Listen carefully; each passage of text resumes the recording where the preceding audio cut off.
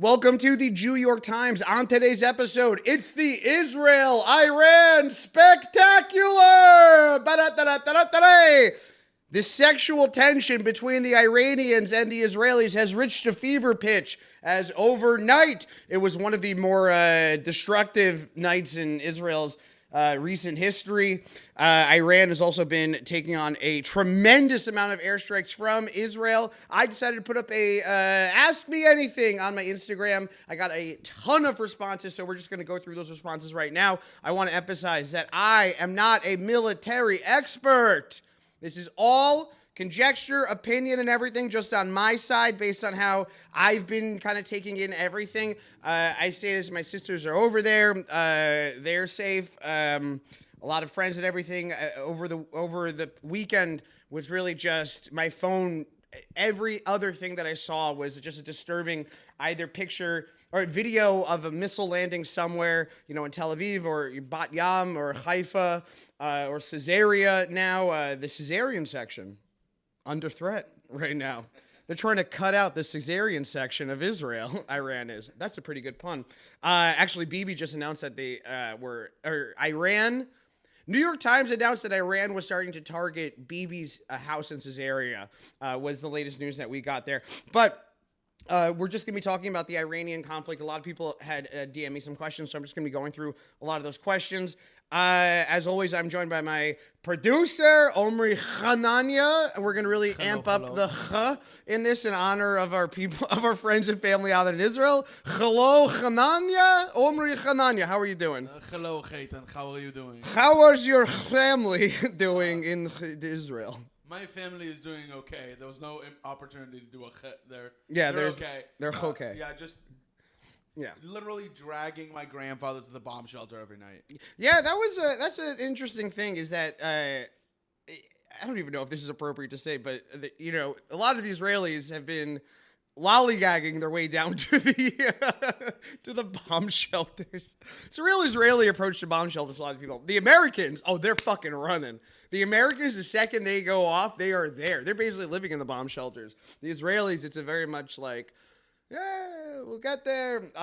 Anyways, last night was one of the more deadly, intense strikes that Israel has faced throughout this recent heightening of the conflict. I wanted to give you just basic facts right now. Since the start of Operation Rising Lion, mediocre name. It's different in Hebrew. What is it in Hebrew? I think it translates in Aramaic. They do it as Aramaic? They do it as Aramaic. This one specifically. Yeah. And I think it's Am Kalbia, which I think means people of the dog. Yeah, wait. Kalev is dog. Yeah. Wait, it's not Rising Lion in Aramaic? It's definitely not Rising Lion in So why are they calling it Rising Lion? I don't know. It sounds better in English than people of dog. Terrible name. This is absolutely terrible name for this thing. Why would they name it Why would they name it the dog thing? Why would they? It could also be with dogs. I don't know. You know what I would call this mission? I would call it Operation Ayatollah you once, Ayatollah you twice. Give me these nukes, baby! If Ayatollah you one a time, Ayatollah you 1,000 times, you cannot be a nuking Israel. That's what this operation should have been called. Offensive Italian accent. Operation Offensive Italian accent. As of this morning, 370 missiles have been launched from Iran to Israel. Hundreds of UAVs, more than 30 impact sites. 23 people have been killed, 592 injured, 10 in serious condition, 38 in moderate condition, and 546 lightly injured. That is the count to date. There were disasters that happened in Bat Yam specifically, where I think it was like 14 had passed, or 12 or 14 had passed in one shot. Am I right about that? Yeah, it was a lot. That. There was a family of 5, an Arab Christian family who passed away and who died, were killed in Tanmara, I think was the name of it. So it's just obviously just chaos happening. I wanted to go to do you have any broad questions, by the way, on your thought of that? My basic thing on this, for those catching up, was that Israel had claimed that Iran was getting close to nuclear, to having nukes. Now, this is the first debated thing that has happened in this war. The question of, did Iran actually have nukes? Were they close to having nukes? That was the determining factor of why Israel decided to attack Iran, and we'll get into the attack in a minute. But that is the basic thing here. Does Iran have an ability to make nukes? Were they close to getting an ability to make nukes? Israel was saying they were days away. A lot of people are saying that they weren't close to it, that it would have taken a couple of years still. I think the truth is in the middle of that. I don't think that Iran, and I say this once again, I have a marketing degree from Yeshiva University, okay? Take everything I say with a grain of salt. But I think that Iran was getting close. I think that we were probably not a couple days, but maybe like a year-ish, give or take, from them getting warheads. I do think that this was more of an opportunity than a direct thing that happened that made them respond. I think that Bibi and the IDF and Mossad and everything like that saw a moment where Trump was about to go back to the negotiating table with Iran to try to get the Iran nuclear deal. By the way, funniest thing about this, and there's been a couple funny things about this. Number one, Trump, you can tell, doesn't really care that much, but is kind of just going along. And he's like, yeah, whatever you want. Yeah, you want missiles? Sure, we'll give you missiles, like that. He was asked by Dana Bash from CNN about what had been happening. And maybe the funniest line he has had is in his entire 2 runs of being a president. So a bunch of the people that they were negotiating with had been killed in that first assault. So Dana Bash goes like, so what happened? So Trump goes like, well, some of the people we were negotiating with, they're dead. And Dana Bash went, what happened? Did Israel kill them? And Trump literally responded, well, they didn't die of COVID. Love it. Hate the guy, and I love him so much. I'm going to miss him a little bit. Please, God. I missed having a sassy president. I know. Maybe they didn't die of COVID is so fucking funny. Just so outrageously, just a fucking banger. I would get that as a t-shirt, to be completely honest. Trump's going to get us all killed. Every once in a while, he says something hilarious. That was objectively. And you got to open up your heart every once in a while. That was maybe the funniest thing that I had seen. But the instigating thing was they were getting close to. Also, let's remember the fact here that Iranian, the IRGC, and, we can go into a little bit of breakdown about how Iran works. But, regardless of the nukes and stuff like that, they have been kind of like funding all of the terror proxies in that area. All of the Hezbollah, Hamas, everything was kind of funded by money from Iran. So at the end of the day, there's also this other issue. As much as the nukes wasn't a problem, Iran, their whole thing is just destabilizing the region. The Kurds, so happy today. The Kurds, they fucking love this. The Kurds released a statement. They're pro-Israel. I love the Kurds. Give it up for the Kurds. I love the cheese. I love cottage cheese. And I love the people. 2 kinds of Kurds that I am into. So Israel had attacked Iran. After that, we got some information about how this Iran had played out. Honestly, cool as shit. I don't like being a military stan at all, but this was fucking cool. Mossad, for years, possibly longer than the Beeper plan had been thought about, had been setting up literally factories to build drones and missiles inside Iran. The call was coming from inside the house. A bunch of security guards woke up, and there was a bunch of drones that were just popping out of vehicles and stuff like that around Iran. Cool as hell, absolutely cool as hell. Took out their initial aerial defenses. Right now, the last thing I saw before we went live is that Israel announced that they officially have total air superiority over Tehran. Iran's Air Force, to be honest, the fighter pilots are not even going up and attempting to fight because they know that they're going to be blown to smithereens if they go up there. So Israel took out the air defenses. Israel then took out a bunch of the nuclear sites. Nabants was a... Am I saying that? Nance? Nancy Pelosi. Yeah, sure. Nancy Pelosi, the nuclear facility, not to be confused with Nancy Pelosi, the congresswoman. Nancy Pelosi in Iran was taken out, unfortunately. That's what got Trump really invested in the war. Yeah, he was like, oh shit, lying Nancy. By the way, I gotta know how much Lockheed Martin stock Nancy Pelosi picked up this week. Why didn't you respond to that? Did you get that at all? No, I get that. No, okay, good. What the hell was that? No, I was like, damn, I want to look that up, but my phone is recording. Oh, I bet she's been buying just like fucking leveraging Raytheon stock and stock. Oh, she's been killing it in the weapons area. She's just trading at night, smoking on like, this is so sad. Yeah. just like blows like smoke rings at the, at her Bloomberg portfolio thing that she has at home. She's just like, yes, Iran, yes, fight back, yes, yes. Iran. So the other thing that happened was that Israel, when this had all started, decided to fuck over the entire Iranian military complex by sending out text messages to all the leaders saying, like, we got to have an emergency meeting. And they took out everyone. They took out the top 20, 25, I heard 30 Iranian officials. It is chaos there. It is like at Starbucks when everyone walks out because they're on a union strike. That is what Iran is like right now. Everyone is outside. The Ayatollah, apparently... Bibi asked Netanyahu if they could kill the Ayatollah, and Trump said no, so they didn't. But the Ayatollah is right now terrified because in the streets of Iran, people are now rallying against the Ayatollah. They want the Ayatollah to give up. The Shah, I guess, is who comes back in over there.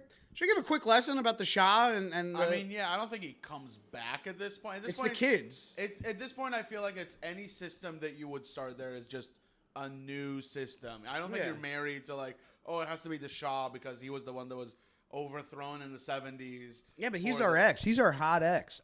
Yeah, that's true. Not even our hot ex. He's the ex. We were just in a marriage, and it blew up in our faces, and then we went home, and we gained about 30 pounds, but hey, still right in the right places. That's kind of what it is. That's our high school sweetheart. Our high school sweetheart is the Shah. Sitting. Yeah. Waiting in Rutland, Vermont this whole time. We've both gotten into bad relationships since then. She had her marriage fail. I've had my marriage fail. And we're back and it's late night at the bar. And I think, oh my God, I'm 5 Heinekens in and the Shah's looking pretty good right about now. Maybe I'll see what the Shah is saying. And then I go over to the Shah and the Shah says something to me in French that I don't fully understand because that's where the Shah's been hiding all these years. Just went to Paris. The TLDR way offensively quick version of this is that the Shah was a family that was running Iran for like 2,500 years or something like that. And then in the 1800s, 1900s, there were issues with oil. The Shah wanted to, and if I am wrong, please correct me about this, anyone online. The Shah, Iran had a bunch of oil. This is all a question of oil. Iran had a bunch of oil. It's a question of, do they outsource their oil capabilities? Do they have other places come in and drill it and mine it and sell and stuff like that? The Shah had relationships with Britain and America and wanted America and Britain. Israel. And of course, Israel. They all wanted to have... so the Shah had also benefited, financially from all this. The Shah was known for being, very lavish, luxurious family. So they wanted to work. So they wanted to work with America and Britain and Israel. Then you had the Iranian Revolutionary Guard, not the Ayatollah, basically. The Ayatollah was like, no, we should be having all of our oil made and exported and everything like that inside of Iran. Things kind of got chaotic in Iran. This led to the Shah being overthrown because people wanted to, it was a nationalistic thing. People wanted to have their oil made in country and then, benefit from that more. That's what the Ayatollah told them. Unfortunately, when the Ayatollah came in after the Shah had fallen, they immediately implemented strict laws, Islamic laws. I say that there's a lot of good parts of Islam. This was not a good part of Islam. I think we can all agree that took all of the modernization of Iran and smushed it and threw it in a garbage and chucked it out. And that is kind of where we're at now. Some would say that an Islamic regime is kind of like buying a pack of strawberries from the guys who sell fruit on the street. You're going to have to cut a lot out if you just only want the good parts. You don't know which one. Some of it has a little mold on it, but some of it's pretty good, Some of it is pretty good. Shout out to Mohammed bin Salman. That's the thing about this, is that the stupidest thing is that Iran could become Dubai within 2 years if they just fucking stop. But there isn't a want to do that because religious clerics, just like the Westboro Baptist Church, just like every other religious institution, they want to have complete control and they want to have an ability to set up an oppressive regime so that people can't, overthrow them. Unfortunately, now it is looking like the Ayatollah, his numbers and days may be limited. Shall we go to the listener mailbag, Omer Hananya? Sure. Just one thing I wanted to say first. I saw this on the Israeli news today. There was an interview with an Iranian diplomat. I think he stayed anonymous, and he said that they will swap their entire nuclear program for staying in charge. So if they were they would say the Iranian Revolutionary Guard. it said this is Khan News for anyone wondering. This is like the Israeli PBS essentially, which is Shaka Khan News. Yeah, exactly. And they had a quote from an Iranian diplomat who chose to remain anonymous, who said that they will give up their nuclear program to stay in power. Interesting. I don't think that's going to happen. I think that Bibi is. Well, this is the other unfortunate reality here is that Bibi is in charge of this war. It's getting muddled because they did such a good job at dethroning them in kind of the span of a couple of days. Bibi does not want these wars to end. Bibi is loving this shit. Bibi and the Kurds. Well, the Kurds, they have their own issue here, their own interests because the Kurds have hated Iran, the Islamic Republic, or the Ayatollah for years. Bibi. We're not going to mince words about this at all. This was a great job by the IDF. This is a great, in a legendary job by Mossad. An absolutely legendary job by Mossad. The fact they were building factories in Iran and attacking them from inside Iran, absolutely incredible. Bibi is doing this partially, and we'd be all lying to ourselves if we didn't think that this is part of the metrics, is to keep himself in charge. He knows that the Gaza war was winding down. There's just cause to go into Iran, and he did that, and now I just don't see us de-escalating anytime soon, which is kind of the problem here, and that kind of does go into our listener mailbag here. I put up an Instagram poll. Let's see where it's at now. I put up an Instagram poll where, do you think that the over-under on length of this war? Here's what we got: over-under on length of this war. This is my Instagram poll. Over-under on length of this war: 9 days. The tally is 74% say it's going over 9 days. That's 2,396 votes for over, 859 votes for under. Then I had it at 14 days, 2 weeks. 64% say over and 36% say under. So I'm curious. I kind of give it like a month is where I'm at with this. What are the Kalshi betting lines saying about this war? I wonder if Kalshi. Let's see. Did Kalshi, the political sports betting market, do they have anything? Let's see. We're going to go to the Kalshi markets right now. Kalshi markets right now. We'll look at this. Israel. Let's see. Israel. It's over under on how much Israel stays as a country. Will Israel and Syria normalize relations this year? Normalize Saudi Arabia, Qatar. Yeah, there's nothing really. Harvard applications this year.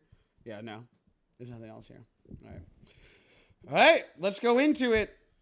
Do you think the Shah and there's a bunch of questions here, like a ton of them. We're just going to kind of go rapid fire through them. All right, we're recording again. Okay. Actually, I may want to turn off all of my alarms. No. Okay. It's so annoying that it turns off the thing. Okay, here we go. Do you think the Shah will return? We said no. I think we said it doesn't really matter. It's not going to be the Ayatollah. What kind of leader could take control if there was a regime change in Iran? Whoever America and the U.S. props up. This is from Steyem. What the fuck? That's the question. Excellent question, Steyem. Good question. How likely are ignorant college kids to think the average Iranian is an Ayatollah stan? Oh, ignorant. These kids are morons. The Ayatollah was congratulating all the student protests throughout this entire thing. This is a real story. I one time accidentally followed the Ayatollah on the Orthodox Union's Twitter account. I used to be the Orthodox Union's Twitter or social media guy, and I accidentally did follow the Ayatollah on one of their accounts. So the Ayatollah, it was so annoying this past year looking at all the college kid protesters and being like, the Ayatollah agrees with you. And then being like, hell yeah. And I'm like, you don't know what the Ayatollah is? And they're like, no, free Palestine. And I'm like, okay, yes, free Palestine. Totally. The Ayatollah, they love you. And they're like, yes, the Ayatollah does love us. We love the Ayatollah. Yeah. Yeah, I don't think they're going to be. Here's what I think is going to happen. I think the college kids are going to be supporting the Ayatollah, not realizing that the Ayatollah is actually a hyper-oppressive regime. Mm-hmm. They don't understand that, the concept of Iran or Persia or whatever is separate from the Ayatollah. They'll be like, no, they're the government. So they're like they have a limited perception because they of just what the government is. They all just learned about this about a year ago on TikTok. That's the reality of this, is that a lot of the stuff is like being regurgitated. Like Dave Smith, comedian Dave Smith, for instance. He's the one that was on Rogan with Douglas Murray. He learns that people learn all this stuff from like memes and like and Reddit, and they don't. Actually, Reddit's actually not even that terrible. You can get extremists on both sides. That really, Reddit is really bad. Actually, I take that back. Reddit does give you like one side of it, but they're not learning it from. It's not a lived experience at all. They're kind of just like regurgitating stuff that they've seen online during the past year. That's why you saw Hamas flags. That's why you saw Hezbollah, headbands and stuff like that, which is appropriated from Japanese kamikaze culture, if I will say that. And you don't see any college kids calling that out at all. What are these people that want Iran to have nuclear weapons with ICBMs that can reach? Who are these people that want Iran to have nuclear weapons with ICBMs that can reach the U.S.? Yeah, you know what's been interesting? Seeing people make the argument of like, well, Israel has nukes, Iran should have nukes. And to that I say, are you a fucking moron? Are you an absolute fucking moron? Israel, this like false equivalency that it has been put on to Israel and Hamas and the Ayatollah and the Iranian Revolutionary Guard. There is no comparison of this. And the problem with just learning about these wars over the past year is that you don't think critically about what any of this shit means. You can distrust Israel all you want. Lord knows, I fucking despise Bibi. I think Bibi is terrible. I think that Bibi, I give Mossad credit for this war, for what happened in Iran, more than I give Bibi credit for what happened in Iran. He wasn't there. He wasn't setting up those factories. That was Mossad. That was our cool-ass Jews, our hot as hell. They're having such hot sex down in Iran out there. You know what's funny about Gay sex. Oh, hot gay sex. You know what's funny about Iran? Anytime they show footage from before the fall of the Shah, it's just hot women in bathing suits. It's the funniest. It's the same file footage over. They show a family walking in the street in modern gear. Then they show like a guy with a briefcase going to work. And then they show a bunch of hot Iranian women at the beach. That is the file footage. Well, that's how they get to us, really. That's how they get to it. They could have been Tel Aviv. Yeah. Tel Aviv. I'm telling everybody. Anyways, but what was I talking about? But there's an issue where there's been this like concept of just like making everything even, where they're like, it's Israel versus Hamas. So that means that they're exactly the same on a moral plane. This is Iran versus Israel. These are the same on a moral plane. That is just not accurate. Israel, you can say what you want about Bibi, but do I trust Israel versus Iran? With nukes, you're just saying stuff. So much of this is just people saying stuff. They just hear a sound they like or a quote they like, or they don't think logically about. This is how Hitler speeches got pushed out. This is how Osama bin Laden quotes go viral on TikTok. There's no subtlety. There's no nuance. There's no anything at all with this. And that leads to people thinking that, if Israel has a nuke, Iran should have a nuke. You know why people just found out that Israel has a nuke? Because Israel never threatened shit with it. They didn't. They're smarter people. There's a checks and balances system that is inside Israel. Bibi can't just shoot a nuke at anything. There is a list of annoying Jews in his way in order for him to shoot anything. That list is tiny in Iran's side. And to be honest, 25 people on that list were killed over the past week. I think a good way to look at it is before you got nukes, did you say you wanted nukes to use them? Yeah. If so, you can't have nukes. Mm-hmm. It's like if you want power, you shouldn't be given power. Totally. It's like jury duty. Yeah. If you want to do jury duty, you should not do jury duty. If you show up to do jury duty where you're like, I am going to uphold the tenets of this law, first of all, you're going to send someone to prison.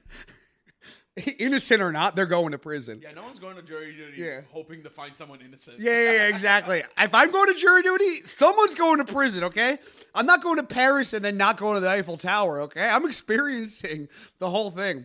Same thing with nukes. If you want nukes, you should not have nukes. It's passive people that should have nukes. The most passive, Finland should annoyingly take them. That's the rule, is that countries who don't want it should have to take a nuke or two. Just to say that they haven't. Okay. Yeah, Israelis, famously very passive people. Famously. Not stubborn at all. Yeah. Here's a question I don't know the answer to. Do the bomb shelters have bathrooms, and what happens if you have to go? Depends on the bomb shelter, but some of them do, yeah. Like the ones like that I had in school, we had bathrooms in them. The ones in my parents' house doesn't have one. Yeah. Guys, a broad question. How long are you staying in bathrooms? In bomb shelters for? What is like the average stay in a bomb shelter when the sirens go off?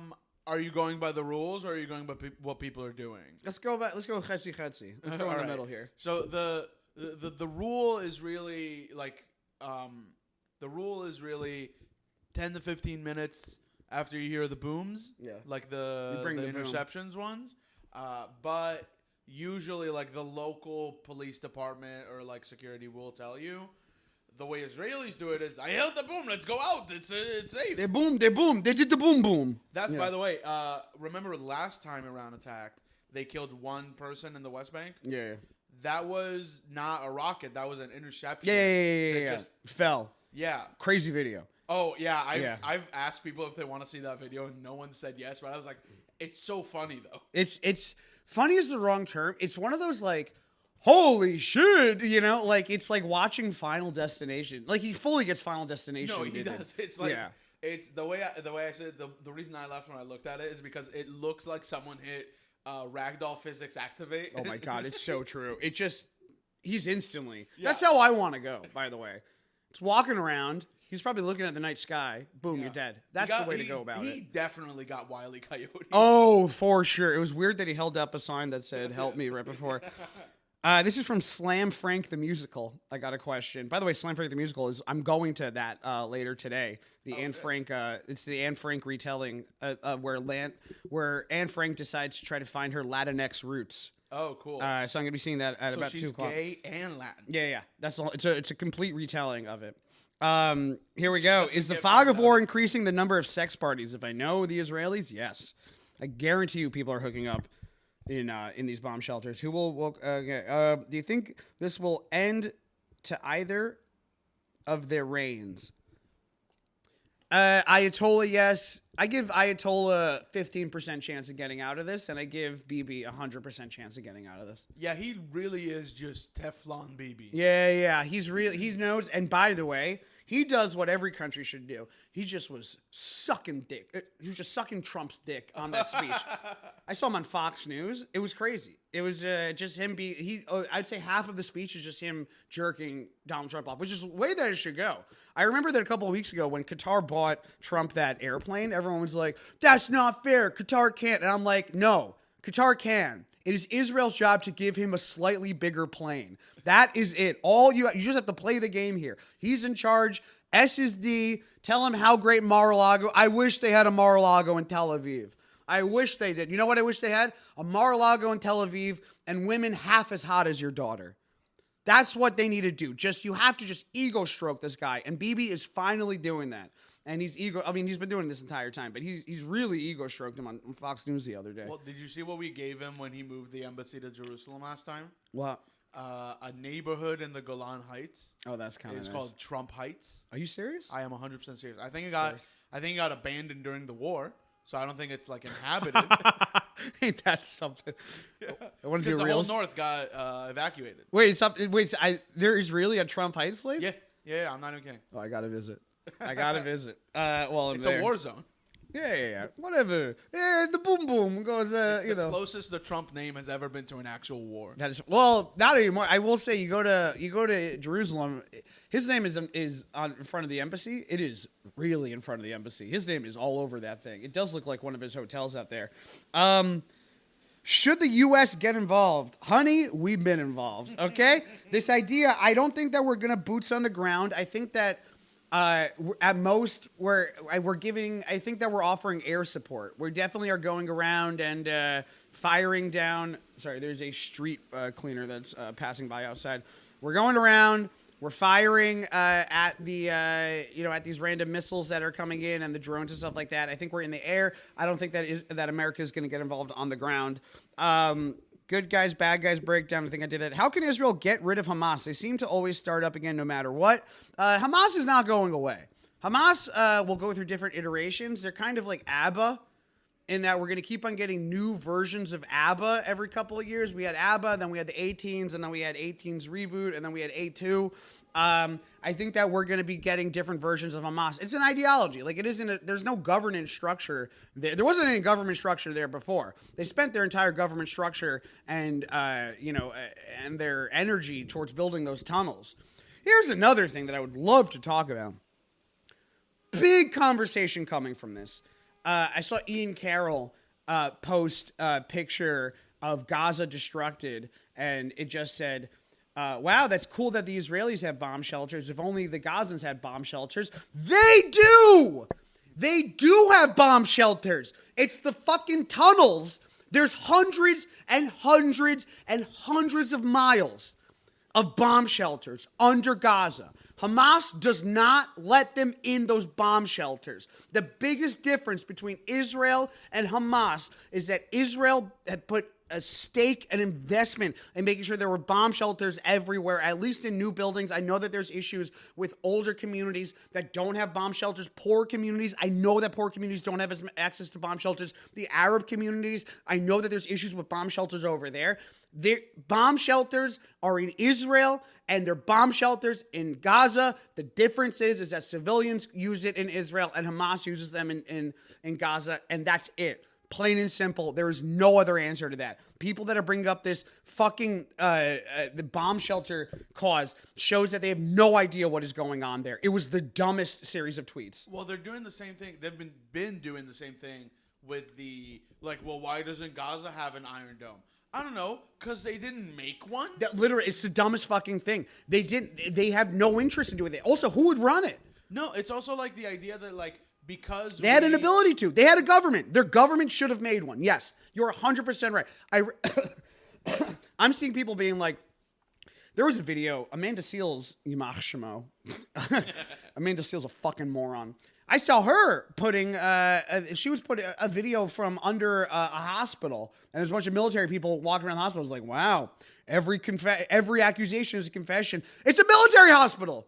They were building, there's military that were under the hospital. Like, that's just how hospitals work. There are beds everywhere. It wasn't a military command structure. They weren't hiding munitions under those hospitals. They were just army people that were in the fucking hospitals.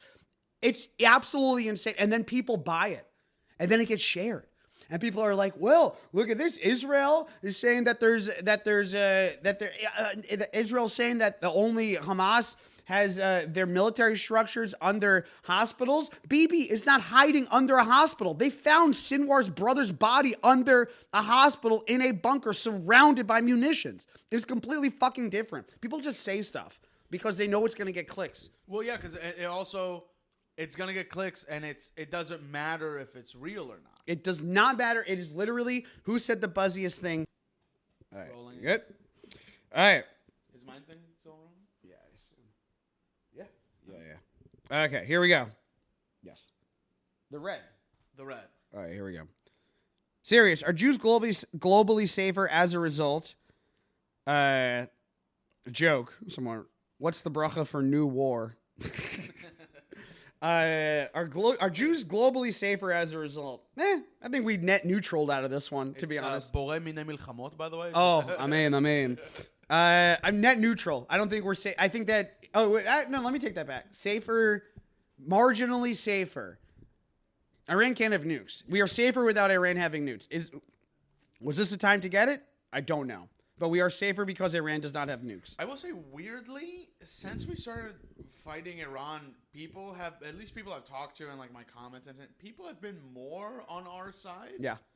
Which is funny to me because this time we started the war. Yeah. I really expected this to go really, really, really bad for us. Yeah. And then I was like, wait, I don't have as much explaining to do. Yeah, I think people were always afraid of Iran and the Ayatollah. I think that people are always skittish around nuclear stuff. And I think that because Israel initially went after the nukes, that's why people were like, Gaza immediately was in a civilian, the videos that were coming out were all civilian. And I want to say, I think like 200 people have died in Tehran. But once again, I don't know what the difference is between if that 200 includes, the leaders that have been taken out and all the military, people involved and whoever's manning those missile caches and stuff like that. But I do think that people viewed Iran as as like an existential threat, as an actual problem, and were more on Israel's side versus going in and fighting a place where it's hard to differentiate between Hamas and the locals. Is kind of my thought here. I think this is actually raising my level of confidence in people. I guess because they have like nuance. They're able to look at, because we walked into the war with Iran with like public opinion at like at absolute lowest. Yeah. And the fact that some people can look at it and be like, well, I've been against it for like 2 years, but I kind of get this. That's actually nice to see. It really is. I think that it is viewed more as a military operation than a civilian catastrophe. Yeah. It's interesting though. It is something I've kind of noticed. I have not seen the blowback. There's also another thing. Israel fatigue is real. People may just be like, ugh, all right, go. Believe me, dude, I have it. Yeah. As someone, by the way, the Maccabi games right before we got on there postponed until next year, which is pretty fascinating. That is a once every 5-year event. That is the largest, one of the largest gatherings of Jews that happens on a regular basis. It is postponed to next year. It was supposed to be mid-July of this year.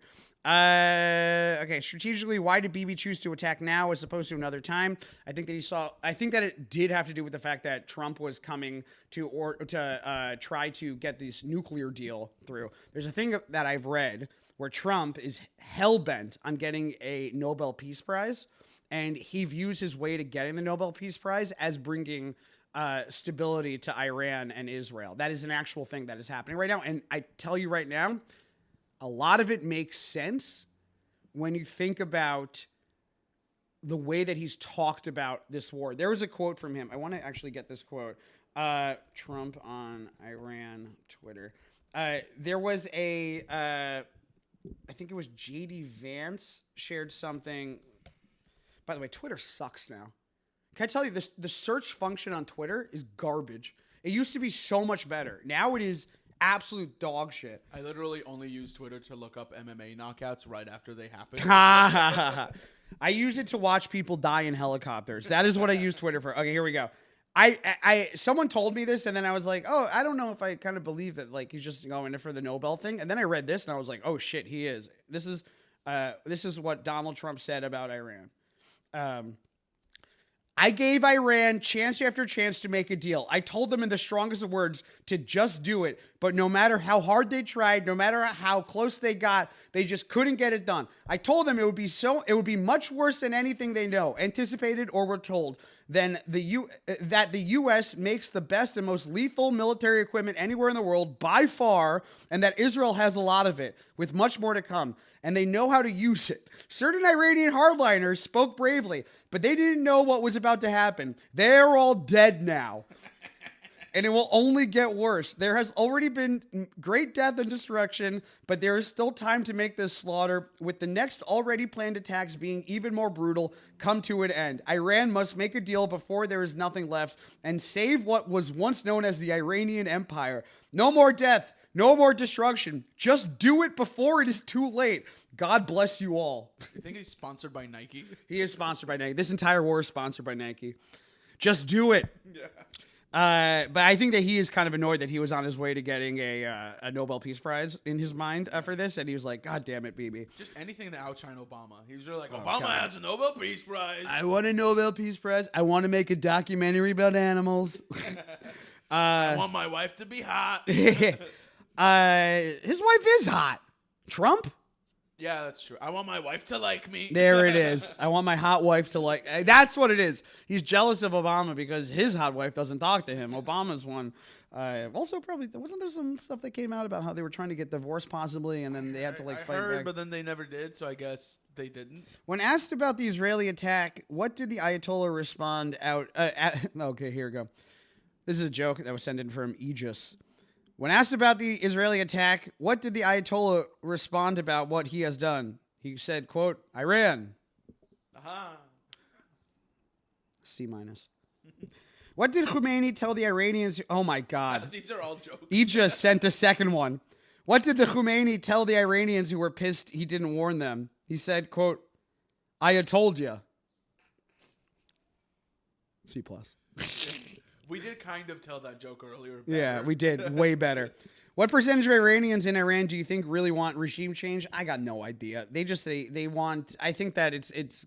They were already kind of on the outs with the Ayatollah. Things are not going well for most of those countries. Lebanon, Syria, Iran now. These are all countries that at one point, that within the past, pre-October 7th, had a little bit clearer of a.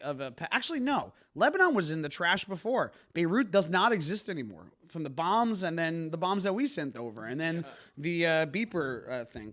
Why Iran hate the Pride Parade? That's pretty funny. Well, you know that Iran, by the way, they have a lot of trans people. Yeah. Because when you're gay, they make you be a woman. Yeah. Isn't that fucked up? Yeah, I think TikTok does that also. I think. How much truth is there to the notion that Netanyahu started this to perpetuate his power? 30%. What do you think? 25? 30? 50-50. You go 50-50? I think I said this to someone at a. I'll go 60-40, but I won't go 50-50 on this one. I told this to someone at a birthday party yesterday when we were talking about this. My answer was, I am sure that in the back of his head somewhere is the benefit of Israel and its people. I'm sure it's number 10 on his list of priorities. I give it. I always. I'll give him. I think that him not going to prison is number one. Keeping staying in power is. But I think that those two are so connected in the world's tiniest little symbols over here. I think that he loves the money. I think the money is a big deal to him. I think that's number luxury. 3. Yeah. All of that stuff that comes with that's number 3. Hostages, I think number 5. I think safety of Israel hostages is number. I think there's also. I think number 4 is actually not getting yelled at by his wife. Yeah, number 4 is that. Oh, also making sure that his son doesn't get married. Is that wedding still happening? No. They keep on postponing that wedding. This is the second time they postponed it because of Avner Netanyahu was supposed to get married last year. They canceled it because of drone threat. This year they canceled it because of this Iranian war. I'm going to appeal to Avner Netanyahu's fiance. The wedding's not happening. The wedding is not happening, okay? This guy is going to... The second that... I would actually stop asking it to happen because anytime that you try to get this wedding to happen, we get in a war with another group of people. I think it was one of those things where Avnel called him the day before. I was like, Dad, I can't go through with it again. I need you to save me. Okay, let's see. Engage. Let's see. His girlfriend. Oh, man, she's hot. Yeah, she's a Moroccan Jew. Yep. Well... If the Ayatollah is Moroccan, don't come a knocking. Anyways, who's backing Iran? See, this is an interesting thing because the past couple of months since October 7th, there's been an interesting domino effect here where Russia is involved in a war with Ukraine. War not going that well for them. They spent a tremendous amount of resources trying to and have made marginal gains. Really embarrassingly low amount of gains for that. Because they're so engrossed in that Ukrainian war, it's limited their ability to fund and give resources to their proxies. It is why Assad fell. It's why Hezbollah fell. It's because they weren't able to re-up. And when the Syrian rebels and when all of those other groups who hated Assad were able to overpower them because there was no one there to back up Assad because the Russians were engrossed in their war, that led to Assad falling. Here's another thing. Is there not just a hotel in Russia with all these dictators that had to flee their other countries? Because the other thing is that a lot of the Iranian leaders have had to have their families flown out. They're all living in apartment complexes in Russia right now. Yeah. That's a sitcom. They're all working in a McDonald's in Russia, in a McDonald's that is not a McDonald's anymore because of sanctions and stuff. That's it says it's a McDonald's, but it's a witness protection thing. Exactly. It's hello, I am not Assad. Yeah. I'm the former president of Iran, and I'm the former president of Syria, and we own a Starbucks in Minsk. In Minsk. CBS, if you had balls, you would do that. Iran, the thing about Iran is that they are not being backed by anyone. Right now, they are currently... I heard that Pakistan was going to be sending them over some missiles, but to be realistic here, Pakistan's involved with India, so I think that they're not getting their A-list stuff. I think they're getting their B-list stuff. Is Pat Bev okay? Pat Bev, the basketball player, he is no longer in Israel. He was on Tel Aviv for a while, at Poa Tel Aviv, but he's no longer there. But that happened a couple months ago. I know this is serious, but maybe how about small their pencil dick bombs are? Very thin bombs. What? I think he's talking about how Iran has thin bombs. Is it like in The Dictator? It's like, why is the missile pointy? Why is it? Yeah, he's the pointy. I want a fat bomb. That's what I want. A real chubby bitch. That's what a real chody one. Here we go. Here, escalation plus nukes plus allies. This is from Charlotte's Web. Escalation plus nukes plus allies plus people connecting sides of the IP conflict with Ukrainian Russia equal World War III. I don't think it's going World War III. I think that you would have to have the Axis be stronger than they are, but I feel like there was no event in World War II where America just took out like Germany's entire air force in a weekend. It's happened before in a couple of other like previous Israeli things, like we were taking out Egypt's air force in like a weekend before. That's happened a couple times, but like I just don't see this escalating to World War III because I don't think that these powers have the resources to make it a global war. I also do think that there's a lot of the European nations that are kind of just like sticking to their sides. I think China is not going to get super involved in this because I think that China views Russia as a liability more than an ally at this point. I think that China is not going to send over weapons to Pakistan and Iran and stuff like that because there are I don't think that this is going to help negotiations with America, and I do think that China in some capacity does want to keep relations with America going, so I don't see that happening. Well, a couple things I will say about that. One, I think a different perspective to look at it is World War III started on October 7th. Mm-hmm. Oh, that's interesting. Because the way that I look at it, like, I don't know if World War III would look like World Wars I and II in the sense that it's big armies clashing on the battlefield for, like, control over stuff. It's going to be more proxy wars, Iran funding Hezbollah and the U.S. funding us, all that kind of stuff. And then when you look at it that way, the world has been engrossed in that kind of war. I guess we are kind of like almost done with World War III. Yeah. You could actually make the argument because at the end of World War II, it was just the lines were slightly redrawn and then everyone had to kind of pick up and then restart. Yeah. And you could make the argument that Iran and, Gaza is in that process. Where Syria, Lebanon, yeah, that whole region. Yeah, that's a good point. I like that. Been like kind of revitalized. We won't know. Did they know that World War II was happening while World War II was happening? Yeah, I think World War II was pretty clear. They were like, that one started on a day. Yeah, that was like Pearl Harbor, World War II happened. Oh, that's adorable. Yeah. World War II, as we know, started in 1941. No, they started when the Spielberg family made it up so they can cash in. Zohar and Mamdani, Jewish or anti-Semitic guys. You idiots. Are there ways we can donate through safe channels to help good Iranian people? I don't know, man. In times like this, when there's chaos, I just stick to this. I Red Cross it. And that's kind of it. I got no idea. I wish I had an answer to that, but I don't. I think that it was easier with the LA riots and stuff like that to figure out, like, oh, we give to the ACLU, we give to ADL, we give to United We Dream and stuff like that. With this, I don't know. Where do the Kardashians fit into this war? Armenian, so they're not at all. Yeah, they're not involved in this. I remember that it was funny when Timothy Chalamet got called a Zionist because Kylie Jenner had done a brand deal with an Israeli company. So that's what I will say. The real way that the Kardashians get involved with this is Timothy Chalamet being a Zionist. The Sabrina Carpenter got heat for her management company having ties to Israel. And it's like an entertainment management company had ties to Israel. You're gonna have a real big problem if you look into who manages literally everybody here.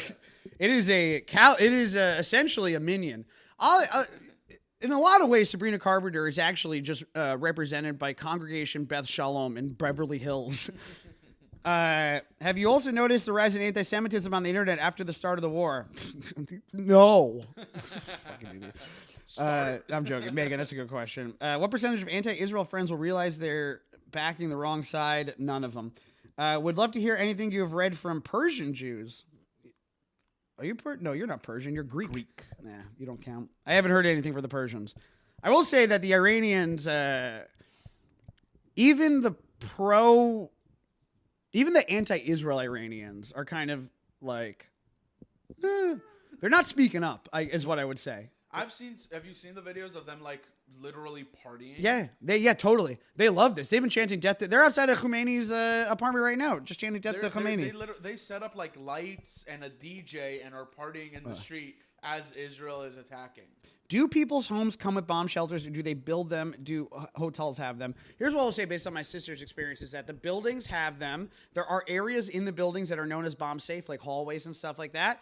And there are better bomb shelters than other bomb shelters. I know that sometimes my sister, to go to the better bomb shelter, has to go like down the block to the synagogue. I think that her friends also have a better bomb shelter than she has. So it really is, bomb shelter is not like a catch-all. Like there are varying levels of bomb shelter out there. Yeah, like my parents' house, they have a chemical grade bomb shelter for sarin gas specifically. Yeah. Because it was built like in like 1997 during the Second Gulf War. I want to speed through these real quick. We're at 51 minutes, so here we go. Does the IDF really have the capability to handle both Gaza and Iran for over a week? Yes. I think that Iran, we're not the only ones handling that. I do think that what's great also is that the Jordanians and UAE and all these other Arab nations that really don't want the smoke and just want that American money and just want to normalize relations with the U.S. and America, they're helping out here. I think that without them, we're not able to handle this war. Gaza, stalemate at this point a little bit. We're kind of like, it seems marginal gains, but we're just in control. It's like stalemate in the sense that like I play a lot of chess. Stalemate is usually one guy was really close to winning and fucked it up somehow. So yes, exactly, a stalemate. Yeah. We're still there. We won. We are going to continue to win there. It's just not a good win. It's a sloppy win where our goalie got injured. Yeah. Regime change occurs in Israel, Iran, and Gaza. Who do you pick to lead each? Stephen A. Smith, first of all, obviously. Iran, I mean, it's going to be rebel groups. Like Gaza, U.S. and UAE and Jordan, not Israel, have to get together and pick a government for Gaza and then just like build it up. They've been talking about the PA and Fatah coming back and all that stuff. I don't think that there is an actual plan because I don't think that there is a plan to end the war in Gaza. Israel has a pile of bureaucratic issues to get through. I think at the end of this, Netanyahu is still somehow even if there's a regime change, I think Bibi's never going to leave. He just will never leave. He'll wiggle his way out of it. Teflon Bibi, as Omri said. And Iran, I mean, once again, it's going to be either rebel groups or the Shah comes back. I think the idea that Iran is going to stay one country is wrong. Yeah. I think that it's that's a good point. It's so big. The Kurds could easily take northern Iran. And then that'll be like the new Kurdistan. Yeah, there is a Kurdistan, isn't there? I feel like there is one. No? I don't think there is. Oh, there's a Kyrgyzstan. I think. There is a Kyrgyzstan. There is not a Kurdistan. Look that up real quick because I think I might be wrong. So, like the Kurds will take one part. And it's a region. It's not a place because the Kurds are a nomadic people. They don't have like a place. That's why they hated the. All right, here we go. I'd like to know if what's going to happen in Israel is successful in toppling the regime. I think so. Yes. We agree, Netanyahu. I don't think the preemptive attack was needed. Things are bad enough. That's a big question. Do you think the attack was needed? I don't know. I think that it was needed. I can't tell you that it was needed right now, but I can tell you that like at some point, like this was inevitable. This has been coming for like 20 years. I agree. I super agree with that. Were there chances I can get out and make it to my yoga retreat in Greece? That's from Gimme Bagels. Gimme Bagels. I think you're good. I think Greece is gonna. What do the Greek people have to say? I don't know, but right now, the only way out of Israel is by boat. Have the hostages been forgotten in all of this mess? Yes. Yeah, 100%. I think that the government has moved on from the hostages. Unfortunately, we have not, and that will be the push and pull. Bibi, I do believe, is using part of this Iran stuff to just move on from all of those annoying hostage families. I want this real annoying thing of having their family back. I think this is kind of, the rest of the community, how can we support each other as a community? You can donate to JVP, Jewish Voices for Peace. They are Jews and their votes for peace. But yeah, I think that that's kind of it. What is called is our is okay. This is what I'll answer. This is what we'll end it on. Is this our gen? And this is from who is this from? B. Salomon. Is this our generation's 6-day war? I think that after October 7th, there was just such a series of like cataclysmic wins, like legendary wins out there, that if you remember the 6-day war, we got attacked on all sides and we overcame Syria with their fucking tank barrage that had come from the north. No, you're combining Yom Kippur. That's Yom Kippur. Sorry, 6-day war was when we got attacked. 6-day war. Give me this one. 6-day war was started officially by us. Yeah. We started, but it was because Egypt closed the Suez Canal to Israeli merchandise, which is technically an act of war. Yeah. So we started that one by annihilating their Air Force. And that's where that started. And then it launched into like a global. Like that's what it was. That's what it was. It was a preemptive thing. Yeah. We didn't attack first in Yom Kippur War, and that's what fucked us over. Yeah. That was what led to the end of Golda Meir, was not being prepared for that. I remember that there was something where like they didn't turn the detection system on or something. There was like a big goof later on that was revealed about it. But the 6-day war was legendary because we wiped out Egypt's entire Air Force in like a week, right? Not even. It was like overnight. Overnight. It was immediately they were no longer an issue. It is very interesting just how many problems that we're facing Israel have been taken out and away since the beginning, since October 7th. Once again, Hezbollah, done. Lebanon, Beirut, they can't function themselves. We're now seeing the end of the Iranian, all these people, Nasrallah is dead, and Sinwar's dead. Hamas is no longer there anymore. Assad is gone. What? Assad is gone. Assad is gone. The Ayatollah, we could see the end of the Ayatollah today. It would not surprise me if today the Ayatollah was overthrown. It does seem like there's just a legendary amount of wins that Israel had during, in the response to October 7th. That does feel a little bit like God's hand guided part of it. Not that I'm like some religious fanatic or freak, but this was such an undeniable outsized win that it does feel like in a lot of ways like our 6-day war. Like we will be talking about 10, 15 years down the line, when we're talking to our kids, we'll be talking about the time that Israel completely reshifted all of our enemies in the span of about 2 years, and that's it. All right. Anything else you want to say?